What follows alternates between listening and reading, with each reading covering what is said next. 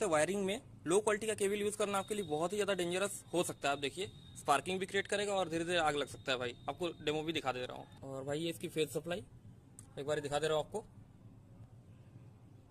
और हमारा भी स्टेबलाइजर भाई एकदम न्यू कंडीशन पे और प्रॉपरली वर्क कर रहा है। देख लीजिए एक बार इनपुट ओके है, ठीक है, और आउटपुट सेक्शन पे भी ओके है। देखिए देखिए ठीक है, 100 वाट का बल्ब से चेक करा दिया, सही है। अब अगर ओवरलोड की कंडीशन पे उस सिचुएशन पे अगर पतली केबल्स हो तो भाई कुछ इस टाइप का इसका हाल होगा। देखिए दिखा